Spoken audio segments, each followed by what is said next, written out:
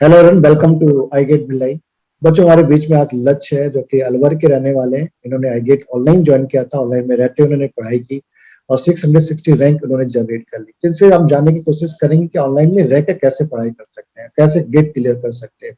Completely उन्होंने online यहाँ पे स्टडी किया हुआ है, क्योंकि बहुत से बच्चों का मानना रहता है कि ऑनलाइन पढ़ाई नहीं हो सकती है, लेकिन करने वाले देखो अभी कितना अच्छा परफॉर्म किए हैं। सभी बच्चे अभी लॉकडाउन के अंदर में सब ऑनलाइन पढ़ाई किए, मेहनत किए, टाइम को सही यूटिलाइज किए, मोटिवेटेड रहे और अच्छा रिजल्ट प्रोड्यूस किए। तो लक्ष्य, सबसे पहले आपको बहुत बहुत बधाई कि आपने अपनी स्टडी करते हुए एक अच्छी रैंक जनरेट कर ली है।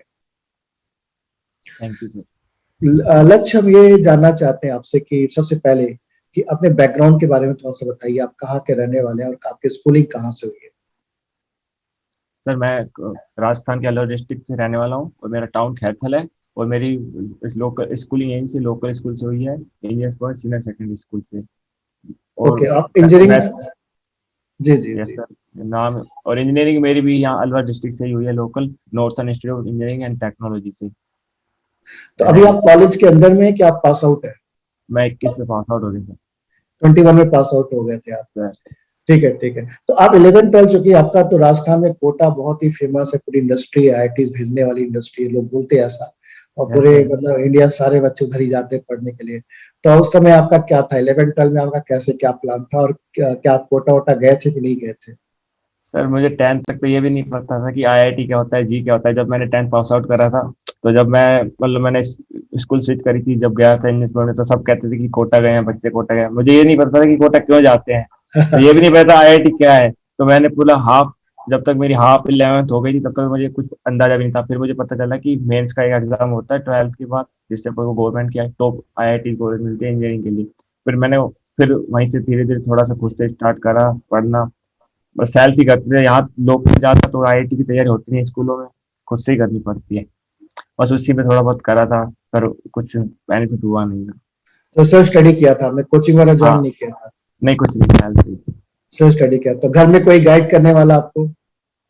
नहीं, घर में तो कोई नहीं था, पर जब मैंने वो स्कूल स्विच करा था तो वहीं कंपटीशन का माहौल था, उस वहीं पे ज्यादातर पता चला था उसके बारे में। दोस्तों के साथ पता चला आपको? दोस्तों के साथ, हाँ सर। ठीक है, ठीक है। तो फिर आपने, जैसे आपने इंजीनियरिंग का मन कब बनाया आपको कि इंजीनियरिंग करना चाहिए? सर वो तो मेरा, जब मैं 9th से था तभी मुझे लगता था कि इंजीनियरिंग करनी है, मैथ लेनी इंजीनियरिंग। है। हाँ, तो फिर वहाँ पे, इसलिए तो फिर आपने वहाँ का कौन सा एग्जाम होता है यहाँ पे आपके कॉलेज में एडमिशन्स के लिए? सर वैसे तो यहाँ पे कोई पर्टिकुलर एग्जाम नहीं है, क्योंकि जो लोकल अपना जो 10th की मार्क्स होते हैं उसके बेस पे एडमिशन होते हैं। ओके, और जो प्राइवेट कॉलेज है वो तो डायरेक्ट एडमिशन ले लेते हैं।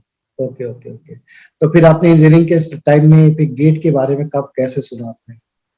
गेट का तो मुझे शुरू से तो नहीं था। जब मैंने फर्स्ट ईयर सेकंड ईयर करा तो मेरे सेकंड ईयर में मैं जयपुर गया था पाइथन की इंटर्नशिप के लिए। तो वहाँ पे मैं एक दिन ऐसे ही बैठा था रूम में अपने, तो मैं यूट्यूब चला रहा था, तो तभी आपका एक वीडियो आया था हर्षित गुप्ता के साथ, इसरो में साइंटिस्ट है जो। तो मैंने वैसे ओपन कर दिया और मैं पूरा देखा उसका वीडियो को।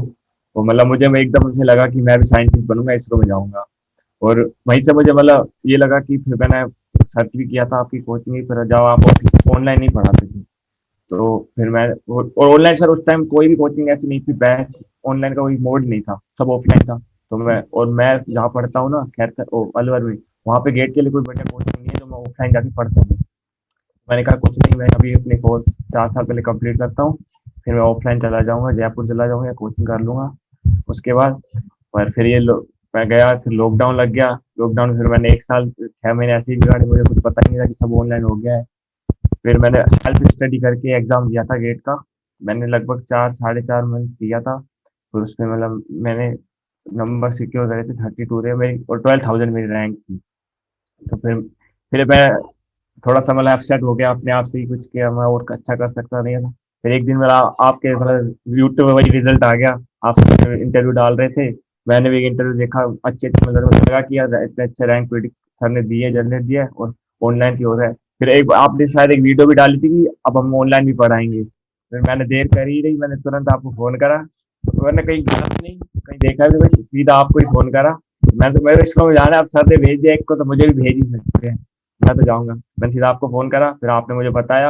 आपने मुझे एक लड़की के नंबर दिए थे राजस्थान में, साहिल नाम उनके यहाँ था। मैंने उससे बात की, उसने मुझे कहा कि बेस्ट पढ़ाते हैं, सर ने अभी सी लैंग्वेज पढ़ाई है, तो मतलब एक ही चीज़ को इतनी बार रिपीट करा थे, छाप देते हैं। तो मैंने कहा देखना ही नहीं है, मैंने सीधा आपको कॉन्टैक्ट कर आपको ज्वाइन कर लिया। तो आपकी इस जर्नी में अभी आपने जैसे अभी 22 में ऐसे तैयारी की, तो कैसे प्लान की आपकी आपको कैसे अच्छी रैंक प्रोड्यूस करना है? ठीक है, कोचिंग तो ज्वाइन हो गई, कोचिंग में कैसे चलता गया और कैसे आपने अपना खुद का भी प्लान बनाया? दोनों चीजें डिस्क्राइब करिए। सर इसमें मतलब मेरा एक बेनिफिट वो वाला था, जब मैंने सेल्फ स्टडी करी थी ना, तो मैंने यूट्यूब से सारे के सारे सब्जेक्ट पढ़ लिए थे खुद से ही। मैंने सारे सब्जेक्ट से गो थ्रू हो गया था, कैसे कैसे क्वेश्चन आते हैं, किसमें क्या होता है। बस ये था कि मैंने प्रैक्टिस बहुत कम करी थी, तो मतलब मुझे ये मतलब कॉन्सेप्ट पढ़ लिए थे पर याद नहीं थे, ये हुआ था। मतलब कि क्या क्या होता है, कौन से सब्जेक्ट में क्या कहाँ से आता है।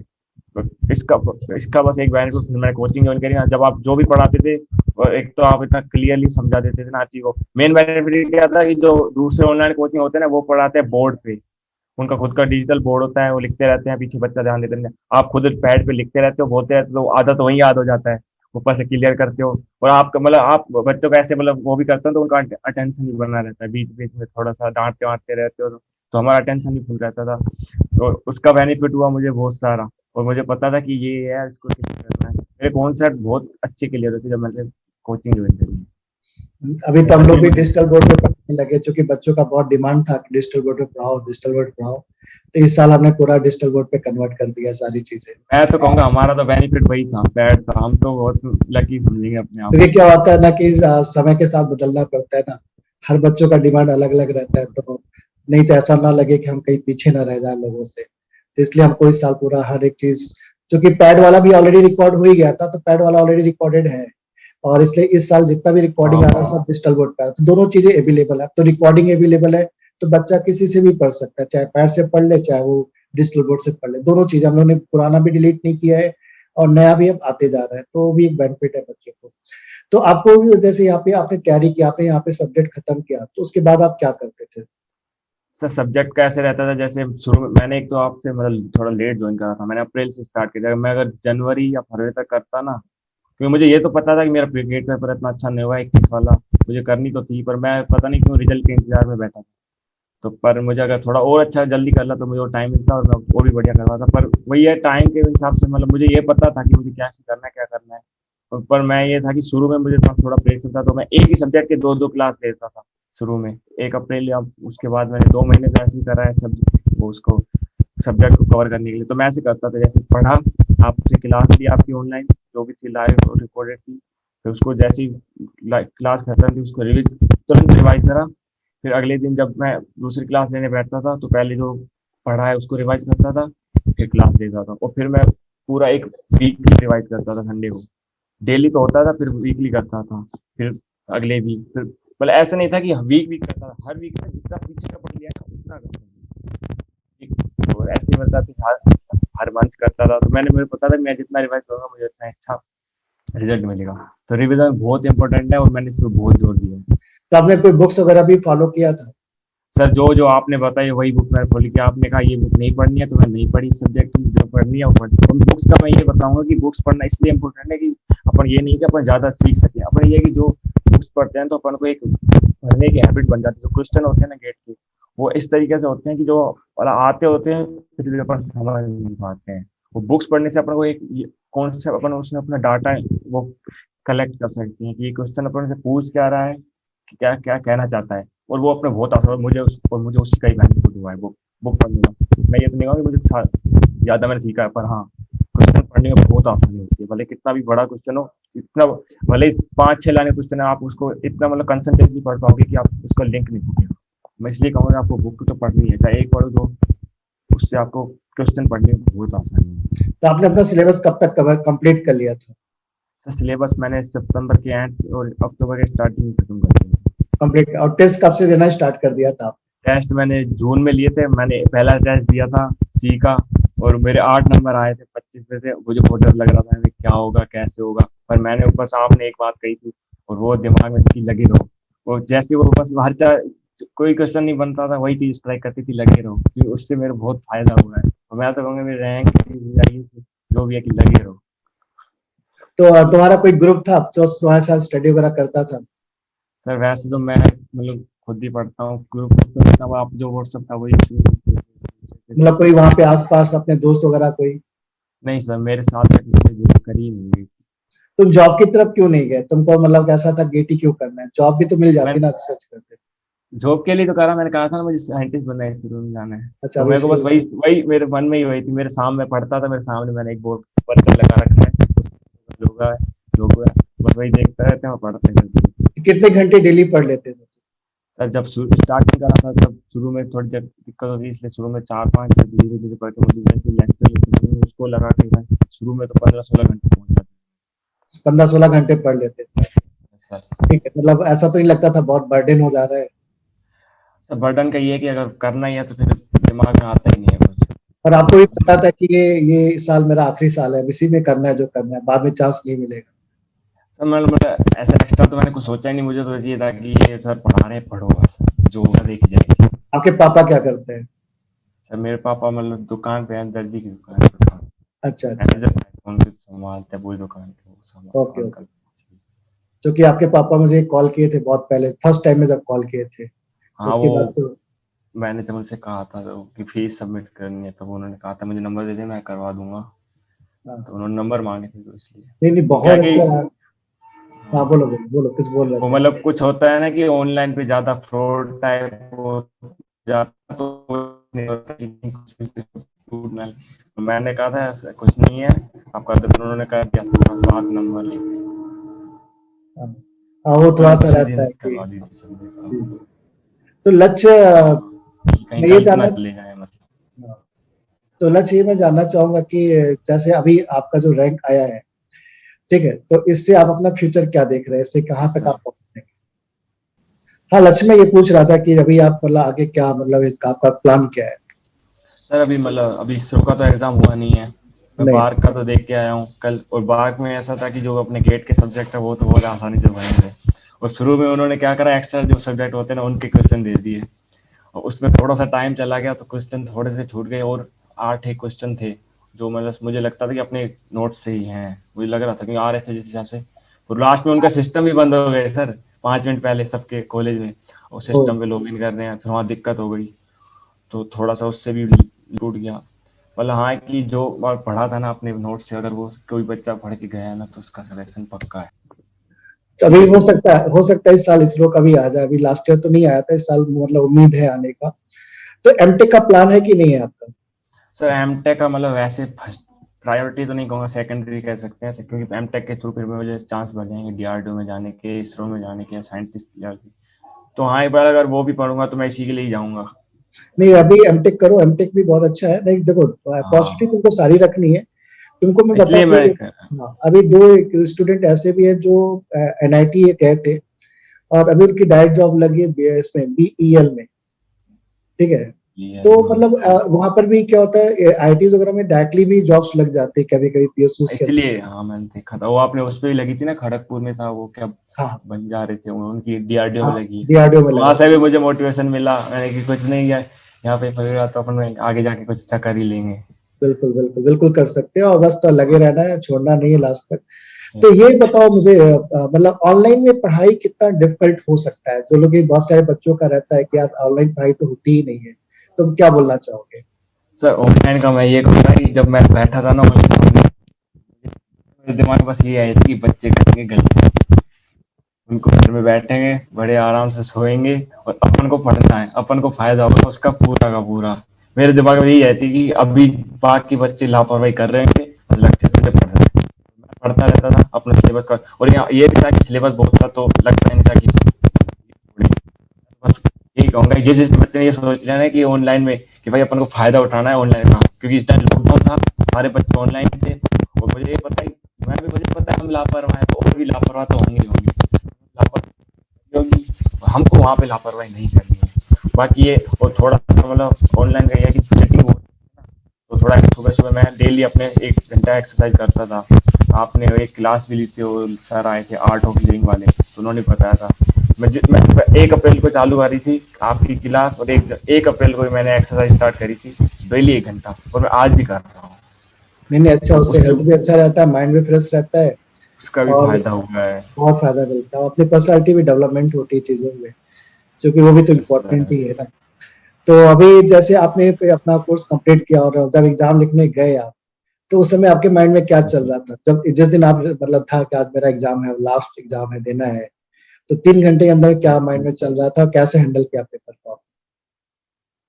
सर शुरू में तो बस जब बैठा था तो मुझे ये लग रहा था कि पता नहीं सिलेबस जो पढ़ा उससे आएगा कि नहीं आएगा। और स्टार्टिंग के जो कुछ 10 क्वेश्चन होते हैं ना, अगर वो अपने अकॉर्डिंग आ गए तो पीछे का पेपर बिल्कुल सही होता है। और अपना जो पहला ही क्वेश्चन था वो टीओसी से था, और वो भी था वो क्लोजर प्रॉपर्टी से। पहले का पहला ही बढ़िया हुआ। जैसे ही क्वेश्चन पहला बढ़िया हुआ तो सही हुआ। क्योंकि आपने जब पेपर दे के आप निकले तो बहुत हैप्पी फील कर रहे थे। एक वीडियो भी आपका वायरल हो गया कि आपसे कोई एक रिपोर्टर पूछने लगा था कि आप कहाँ से, मतलब आपने कैसा पेपर आपका गया और आप कहाँ से पढ़े, तो आपने आई गेट का भी नाम लिया था उसमें, मैंने आई गेट से पढ़ा हूँ।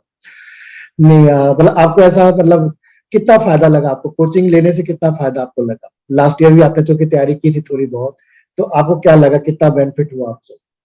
तो मैं तो यूँ कहूँगा कि मेरे को 150% फायदा हुआ है। क्योंकि केवल केवल अगर ये नहीं कहूँगा कि मुझे खाली कोई अच्छा मटेरियल मिला, पढ़ना मिला, मुझे अच्छा माहौल मिला, मुझे अच्छी-अच्छी चीज़ें सीखने को मिली। मुझे नहीं लगता कि कोई ऐसा कोचिंग होगी जैसी क्लास लगाती होगी, ऐसे आर्ट ऑफ लिविंग की डेली हर मंथ बच्चों को गाइड कर रहा है, किसी की डीआरडो की लगी है।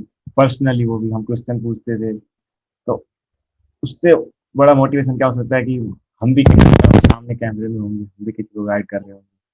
बस यही अपने बढ़िया लगा। जूनियर्स को क्या गाइडेंस देना चाहोगे, जो आपको देख रहे हैं उनको क्या बोलना चाहोगे, कैसे उनको मतलब अपने को मोटिवेटेड भी रखना और सिलेबस प्रॉपर्ली खत्म करना है, टेस्ट भी देना, प्रीवियस के क्वेश्चन भी सॉल्व करना? सर जूनियर्स के लिए तो सबसे बड़ा रामबाण इलाज है कि उनको यही दिमाग में बस एक ही चीज़ रखनी है कि भाई मुझे ये चीज़ करनी क्यों है, मैं क्यों कर रहा हूँ। क्या रीज़न होगा तो वो ये एक स्प्रिंट नहीं मैराथन टाइप हो जाएगा ना, क्योंकि 1 साल की तैयारी है। अगर उनको पता है कि मुझे ये चीज़ करनी है तो वो दिमाग में उस चीज़ को बार बार लाते रहेंगे। और सबसे बड़ी बात है कि अपनी हेल्थ का ध्यान रखें। हेल्थ के, क्योंकि मैं अपनी हेल्थ से बिल्कुल भी कॉम्प्रोमाइज़ नहीं कर रहा था। मैं बीमार बहुत पड़ता था पहले, इसलिए मैंने डेली एक्सरसाइज करी। तो उससे क्या मेरा माइंड फ्रेश था, डेली का डेली माइंड फ्रेश था, मेडिटेशन करता था। और पढ़ने में ये है कि अपने मतलब सिटिंग में पढ़ो थोड़ा, फिर थोड़ा उठो, घूमो, लगातार मतलब बैक को बनाओ।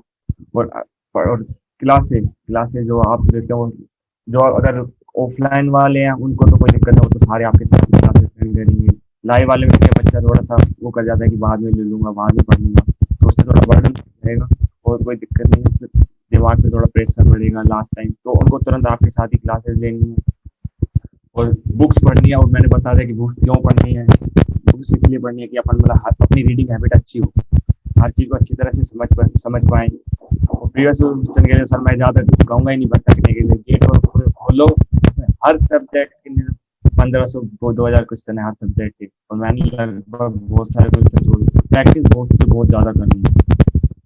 प्रैक्टिस मतलब अभी तुम्हें लगेगा कि यार नहीं, और जब कोई एक टेस्ट देंगे ना, तब ऑटोमेटिक वो क्वेश्चन देखते ही दिमाग से सीधा कॉन्सेप्ट क्वेश्चन बनेगा। गेट का रिजल्ट आने के बाद कैसा एनवायरनमेंट है आपके आस-पास? मतलब लगभग यहाँ ज़्यादा गेट के बारे में जानते नहीं हैं लोग। घर वाले लोगों को ये पता है कि आईआईटी के लिए कर रहा था, और अपने जो खिलौनों से ज़्यादा मैंने उनको कहा। कुछ जो थे उनको पता था, उन्होंने कहा कि इससे बड़े, और कुछ लोगों ने गाइड भी करा कि अब ये करना है, वो करना है। मतलब लगभग यहाँ ज़्यादा लोग जानते भी नहीं थे गेट के बारे में। ये हाँ, अपना इंजीनियरिंग का टेस्ट पेपर है, और यहाँ पे थोड़ा इंजीनियरिंग का कम है। जो मेरे दोस्त हैं उन्होंने तो मुझे बताई बताई। तो लक्ष्य बहुत अच्छा लगा तुमसे बातचीत करके मुझे। लक्ष्य ये भी बता सकते हो कि कौन-सा सब्जेक्ट आपको बहुत अच्छा लगता था पढ़ने में? सर मैं तो ओएस, सीओए, सीएन और टीओसी और टीबीएमएस, मेरे इनमें से मैंने फुल में से फुल मार्क्स क्रैक करे हैं। मेरा एक मार्क्स नहीं आता। मुझे यही चलिए, सब्जेक्ट बहुत, और ये वो सब्जेक्ट है जो सबसे ज़्यादा टफ थे, और हाँ, वो टफ सब्जेक्ट है। है और जो और सब्जेक्ट है जो आपने बहुत ईज़ी कर दिए। इतना खुल के पढ़ाया ना, मैं चलो कभी बहुत तो बहुत अच्छा लगा आपसे बातचीत करके। आप एक आध बार भिलाई का प्लान बनाओ और यहाँ पे हम लोग मिलते हैं और जल्दी मिलते हैं, ठीक है? थैंक और फिर अपने सारे फॉर्म भी भरो आप, कहीं न कहीं आपको अच्छी जगह एमटेक के लिए ऑप्शन मिलेगा और आगे बढ़ो, कोई दिक्कत नहीं है। ऑल द बेस्ट आपको और आगे भी हम लोग कनेक्टेड रहेंगे, बातचीत करते रहेंगे।